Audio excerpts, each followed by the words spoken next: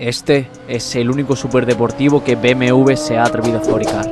El papi de los BMW M. Podía llegar a los 1000 caballos, era ligero y estaba diseñado para enterrar a sus enemigos. Nacido en las oficinas de Ford, diseñado por los padres del Countach y el DeLorean, Lamborghini lo iba a construir. Su destino era la puta gloria. Todo parecía perfecto, pero tras esa leyenda se esconde una historia de traición, bancarrota y una prohibición que casi borra del mapa a BMW. La mayoría ve un sueño prohibido. Yo veo el arma que forjó un imperio. Así que ponte cómodo, porque esta es la historia de cómo murió el coche perfecto de BMW.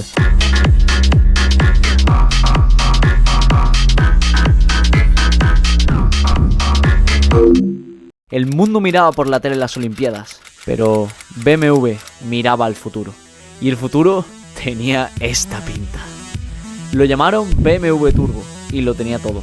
Motor central, ABS, un puto radar de proximidad y un chasis capaz de absorber hostias sin convertirse en una albóndiga de plástico. Pero esto fue solo una prueba, un prototipo encerrado en un museo. Un simple esqueleto que tomaría forma más adelante. Porque hasta ese momento BMW eran los pringados de las carreras. Y si querían declarar la guerra a Porsche en su propio terreno, necesitaban un hombre dispuesto a quemarlo todo. Un hombre llamado Jochen Nierpasch. Mientras que BMW estaba haciendo el prototipo más épico que jamás harían, llegó el hombre. Corrió en Le Mans con un Ford GT40, ganó en su clase con un Porsche 908 y ganó las 24 horas de Daytona. Y ahora, Jochen Nierpasch llegaba a las oficinas de BMW con un único destino: cambiar BMW para siempre. Because I was competitions manager at Ford and I got a phone call. BMW wants to reorganize their motorsport activities if I could be interested in this. And therefore I did ask to form an own company in Munich, an own company not only to go racing but also to build high performance activities and combine the, let's say, the knowledge of racing with the high performance market, and I got an okay from this. Nada más llegar, Nierpasch se encontró con su primer problema. BMW no ganaba carreras. Era la perrita de Porsche, pero eso debía cambiar. Querían homologar el BMW 3.0 CSL de carrera, pero para ello debían construir a la vez otros 1000 de calle. Esto era muy arriesgado, porque BMW dedicaría mucho tiempo y mucho dinero a este proyecto. Pero si salía bien, BMW Motorsport tendría luz verde para diseñar el coche más salvaje diseñado hasta la fecha. Y si estás viendo esto, es porque salió bien. En el 73, BMW pisoteó a Ford y ganó el Campeonato Europeo de Turismos. La primera traición de un hombre que tenía un solo objetivo: ganar. Fue entonces cuando Nierpasch puso los planos del BMW Turbo sobre la mesa y dijo: es el momento. Pero los planes de BMW eran otros. No podían derrochar el dinero que se necesitaba en la producción de un coche de carreras. En ese entonces BMW tenía una mentalidad perdedora y los ingenieros de la marca solo podían dedicar tiempo al automovilismo deportivo en sus ratos libres. Y para homologar el coche en el grupo 4 debían producir 400 unidades de calle. Los putos amargados de BMW insistían en que querían centrarse en su nueva generación de sedanes aburridos. Y entonces jugaron su última carta. Sí, Jochen, construye tu superdeportivo, pero a ver cómo coño lo homologas, porque ni un solo tornillo se va a fabricar en otras plantas. Le habían dado un sueño, pero sin las herramientas para construirlo. Era un callejón sin salida. La división BMW Motorsport tenía grandes ambiciones, pero no tenía los medios necesarios para producir 400 superdeportivos. Pero la mentalidad de Nierpasch era la de un ganador. ¿A quién acudes cuando quieres construir un superdeportivo y tu propia empresa te da la espalda? Acudes a los putos dioses, a los que inventaron el concepto. Acudes a Italia, a los creadores del Countach y el Miura. Acudes a Lamborghini.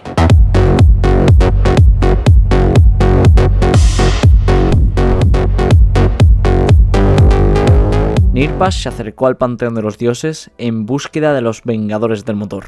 Lamborghini recibió el proyecto con ímpetu y prometió presentar una propuesta técnica del modelo por 600.000 pavos de la época. El encargado de comenzar el proyecto sería Giorgio Molinari. Muchos no lo conocéis, pero este cabrón es el mercenario que sangró para sacar adelante coches como el Testarossa o el Countach. Y ahora se encontraba en la oficina de BMW Motorsport, presentando su propuesta para el M1. Era perfecto. Los directivos dieron luz verde al proyecto casi al instante. Lamborghini ya estaba llamando por teléfono a Bertone para que empezaran con el desarrollo estilístico. ¿Y quién era el encargado de diseñar la obra maestra? Pues ni más ni menos que Marcello Gandini, el creador del Countach y el Miura.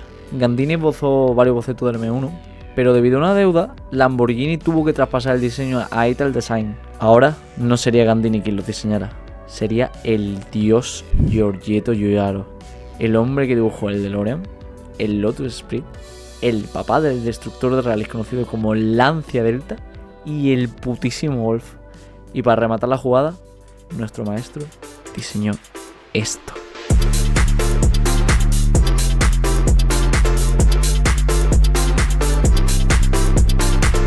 El plan era perfecto. Motor más que probado del anterior BMW, pero central y esta vez con turbo. Giugiaro diseñaba el coche, Lamborghini producía 400 unidades y BMW se hacía rica. Pero empezaron los contratiempos. El dinero de BMW fluía hacia Italia como un río, pero al otro lado había un puto desierto. Pero los prototipos no llegaban. En Lamborghini decían que eran pequeños contratiempos, que estaría listo en poco, que tenían que seguir esperando. Pero el coche debía estar listo para finales del 77. Y los plazos se convirtieron en promesas vacías. Las llamadas desde Múnich cada vez eran más intensas. Primero eran preguntas, luego exigencias. Al final, solo se oía el eco de un teléfono que en Italia nadie descolgaba. BMW tuvo que crear a prisas un 320i de carreras para no hacer el ridículo en el Grupo 5. Pero entonces llegó la puñalada final. La verdad se hizo innegable. El dinero de BMW se estaba quemando, pero no en el M1. Lamborghini estaba usando el dinero para crear un vehículo militar en secreto para el gobierno de los Estados Unidos, el Lamborghini Cheetah. Y fueron tan arrogantes de presentarlo en el Salón de Ginebra de 1977. Pero esto es solo la punta del iceberg. Resulta que el Lamborghini Cheetah no es más que una copia burda de otro vehículo militar estadounidense, y Lamborghini fue denunciado por plagio. No ganaron ni $1 con su proyecto. BMW descubrió esta malversación de fondos cuando hicieron público el proyecto, pero ya era demasiado tarde. El dinero había desaparecido. Nirpas, traicionado una vez más, destruyó el contrato del M1. Era el fin de Lamborghini. Su bancarrota había llegado. Hasta ese momento solo se habían fabricado 7 unidades. Y en su último acto de piratería, los secuestraron con todas las herramientas necesarias para su construcción. Los ingenieros del Lamborghini lo tenían todo: los planos, las herramientas, los coches, y se negaron a devolverlos a Múnich. El proyecto M1 había fracasado, y el legado del coche quedó sepultado en las fábricas de una marca que había muerto. Nirpas había perdido. Su alianza con los dioses se convirtió en el pacto con el diablo.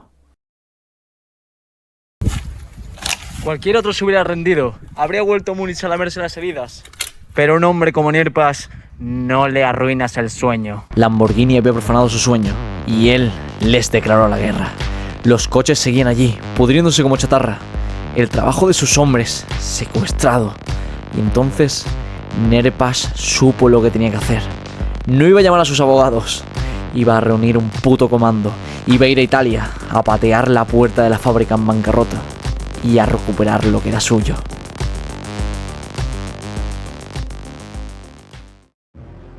Nirpas llegó con su escuadra a Sant'Agata, donde se encontraban las abandonadas fábricas de Lamborghini. Era una noche fría, silenciosa en Italia, pero Nirpas tenía claro su objetivo: recuperar los M1, las herramientas y los moldes de las carrocerías antes de que todo fuera convertido en chatarra. Pero su comando de ingenieros no iba preparado para un asalto. Iba preparado para un puto funeral. No encontraron una fortaleza, no encontraron guardias, ni siquiera una puta cerradura. Encontraron el insulto final. El cuerpo sin vida de Lamborghini era tan patético que las puertas de su fábrica estaban abiertas. Rápidamente, Nirpas y su equipo irrumpieron en la fábrica. No fue un robo, fue un saqueo, una carrera contra el amanecer, antes de que los buitres del juzgado llegaran a picotear los huesos. Al alba, los camiones volvían a Múnich. No traían una victoria, traían los restos de un naufragio. Habían recuperado lo que era suyo. ¿Pero ahora qué? No tenían forma de fabricar el coche. Y encima habían usado demasiado tiempo y dinero en un modelo que para la fecha no iba a cumplir las expectativas. Pero la reputación de BMW pendía de un hilo. Fue entonces cuando Johan Nerpas se levantó y dijo: bien, lo haremos nosotros mismos. El siguiente paso estaba claro: fabricar 400 M1 en menos de 24 meses para homologarlo en el Campeonato Mundial Grupo 4.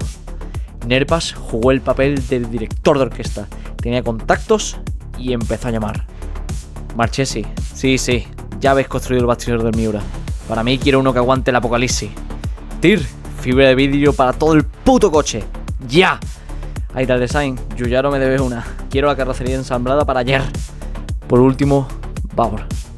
Ya sabía que podía contar con ustedes. Estos italianos montan los coches con la misma precisión que hacen la pasta, con pasión y ajo. Necesito que reviséis la mierda que hagan y saquéis un coche alemán. Nosotros nos encargaremos de ponerle el sello BMW. Y así nació la leyenda. Cada pieza se creó con un objetivo: matar gigantes. Bajo el capó, no. En el centro del chasis latía el poderoso motor M88.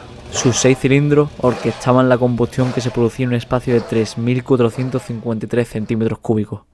Con ello se bombeaba el poderoso rugido que propulsaba el coche a 280 caballos en su versión de calle más básica.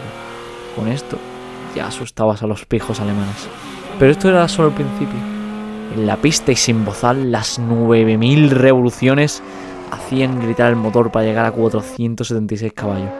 Y por último, en secreto, hicieron una versión turboalimentada que producía unos apocalípticos 1.000 caballos.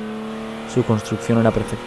Un cóctel alemán-italiano que se complementaba con una suspensión sacada de la Fórmula 1. Y como guinda del pastel, recubierto de fibra de vidrio, como los Corvette. Todo el mundo le había dado la espalda, tras ser traicionados por su propia marca, por Lamborghini. Los tenía. 453 obras de arte alemanes con corazón italiano, más que suficiente para ser homologadas. Ya solo quedaba la última batalla. Tenían que conseguir el permiso de guerra de los burócratas de la FIA. Pero los burócratas no entienden de fuerza, no entienden de sangre, son los dueños de su propio juego. Las reglas habían cambiado. El Grupo 4 ya no existía. Nerpas tenía 400 soldados armados hasta los dientes en su garaje, sin una guerra a la que ir. El sueño del proyecto M1 había sido la broma más cara de la historia. Iba a suponer pérdidas millonarias para BMW, y fue el punto de quiebre del protagonista de nuestra historia. Alguien cualquiera hubiera tirado la toalla. Alguien cualquiera hubiera vendido los 400 coches como piezas de colección para viejos amargados. Pero Nerpas se plantó frente a sus putos coches con la determinación de un general que moriría 1001 vez por sus hombres. Tenía el mejor coche de la historia, tenía los mejores pilotos del planeta. Solo le faltaba una carrera en la que arrasar. Y entonces tuvo la idea más macarra de la historia de la automoción. ¿No nos dejan correr en ninguna carrera? Bien, montaremos la nuestra propia.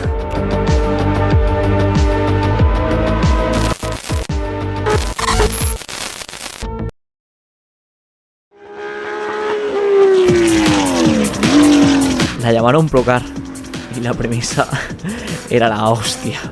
Coge los 5 mejores pilotos de la Fórmula 1 del sábado, mételos en M1s idénticos, con 480 caballos y 1020 kilos, y ponlos a pelearse contra otros 15 asesinos. Sin estrategia, sin bosses, solo velocidad y cojones. Fue la carrera más espectacular del momento. La gente no iba a ver la Fórmula 1, iba a ver su aperitivo, la Procar Series. Supercoches a milímetros de distancia entre ellos, donde un campeón de Fórmula 1 podía ser humillado por un piloto privado con más hambre que miedo. Fue la hostia. Nerpas no consiguió homologar su coche en el Grupo 4. En su lugar, creó la competición monomarca más legendaria de la historia. El M1 casi supone la ruina de BMW. Fue de todo menos rentable. Pero un coche así no se creó para ser rentable. El M1 destacó por ser algo más. Fue el símbolo que necesitaba BMW para renacer como marca. El M1 nació de una traición, creció en el caos y murió en un despacho. No ganó ni una carrera, pero nació de la furia de un hombre que le daba igual las veces que cayera. Siempre se levantaba. Esta batalla ha quedado impregnada en el alma de cada BMW M. Un alma que no nació de una victoria, nació de una rebelión.